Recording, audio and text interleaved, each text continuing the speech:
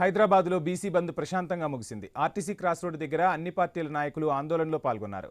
ఆటపాటలతో నిరసన తెలిపారు. బీసీలకు 42% రిజర్వేషన్లు సాధించే వరకు తమ పోరాటం కొనసాగిస్తామని బీసీ నాయకులు స్పష్టం చేశారు. ఆ డీటెయిల్స్ మా ప్రతినిధి ప్రవీణ్ అందిస్తారు.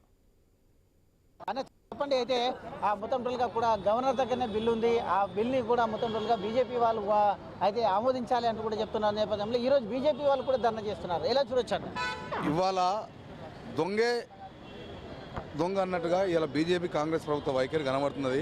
ఆనాడు తెలంగాణలో అధికారం రావడం కోసం రాహుల్ గాంధీ కావచ్చు, రేవంత్ రెడ్డి కావచ్చు, మల్లికార్జున ఖర్గే కావచ్చు, సిద్ధరామయ్య కావచ్చు, కామారెడ్డిలో ఏదైతే బీసీల కోసం 42% రిజర్వేషన్ ఇస్తా అని చెప్పి హామీ ఇచ్చిండో హామీకి నిలబడకుండా ఇలా కేవలం బీసీలను ఓట్లుగా వాడుకోవడం కోసమే ఆనాడు ఒక బూటకం హామీ ఇచ్చిండు. ఆ బూటకం హామీ అనేది ఈరోజు కోర్టులో తేటతెల్లం అయిపోయింది. కోర్టులో జీవో తెచ్చింది రేవంత్ రెడ్డి, కోర్టులో కేసేపు ఇచ్చింది రేవంత్ రెడ్డి.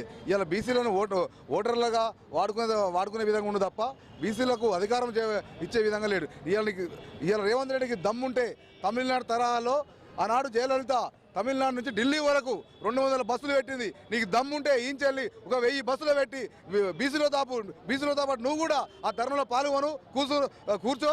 ఢిల్లీని స్తంభింపజేస్తే పార్లమెంట్లో బిల్లు ఎట్లా పెట్టరు చూద్దాం. ఇలా పార్లమెంట్లో మీ బలం కూడా సగం ఉన్నది.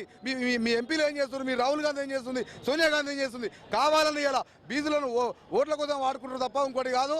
ఎట్టి పరిస్థితుల్లో రేపు రాబోయే ఎలక్షన్లో, జూబ్లీహిల్స్ ఎలక్షన్లో కావచ్చు, రేపు వస్తే స్థానిక సంస్థల ఎలక్షన్లో కావచ్చు, కాంగ్రెస్ను భూస్థాపితం చేస్తామని కూడా హెచ్చరిస్తూ ఉన్నాం.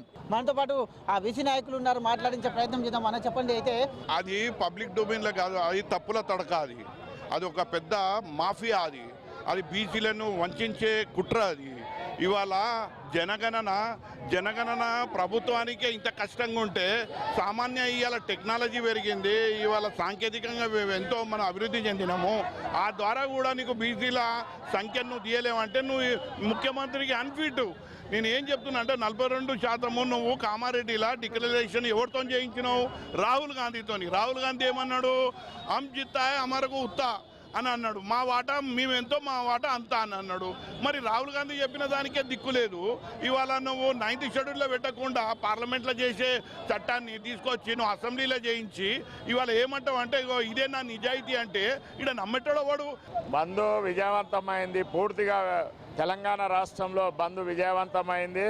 మరియు 42% రిజర్వేషన్ అనేది 9 నెంబర్ జీవోలతోని కాదు, పార్లమెంట్లో పెట్టాలి, చర్చ జరగాలి. 9 షెడ్యూల్లో తమిళనాడు చేర్చినప్పుడే 42% సాధ్యమవుతుంది.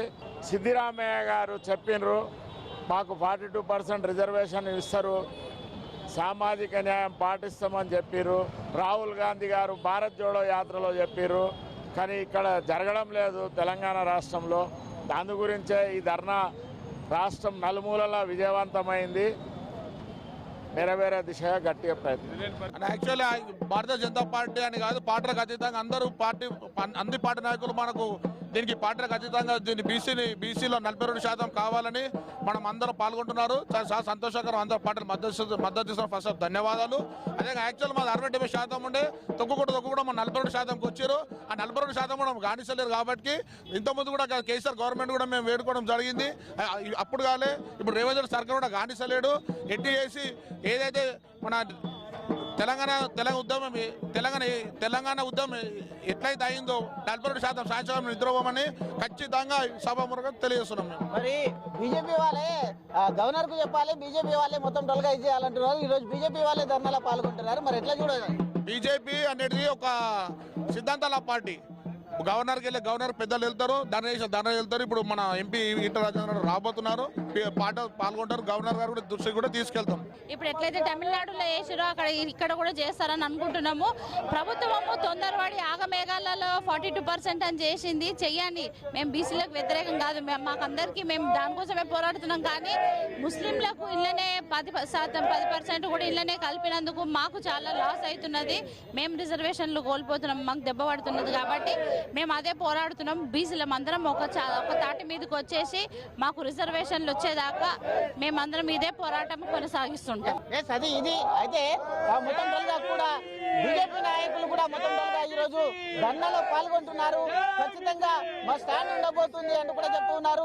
కాంగ్రెస్ ప్రభుత్వం ఎప్పుడు కూడా కాంగ్రెస్ ప్రభుత్వం బట్ట కాల్చి మీద వేయడమే తెలుసు. కాంగ్రెస్ ప్రభుత్వం అంటూ తెలపడం జరుగుతుంది. జీవో నంబర్ 9 ఏ విధంగా అయితే మొత్తం స్టే ఇచ్చిన నేపథ్యంలో కాంగ్రెస్ ప్రభుత్వం ఆడుతున్నటువంటి ఒక నాటకం అంటూ కూడా చెప్తున్నారు. దీనికి మా స్వచ్ఛందంగా బీజేపీ నాయకులు అందరూ కూడా స్వచ్ఛందంగా ధర్నాలో పాల్గొంటున్నాం. బీసీకి మద్దతు ఇస్తామంటూ కూడా మనతో పాటు చెప్తూ ఉన్నారు. వీడియో జర్నలిస్ట్ చైతన్యతో ప్రవీణ్, ఐ న్యూస్, హైదరాబాద్.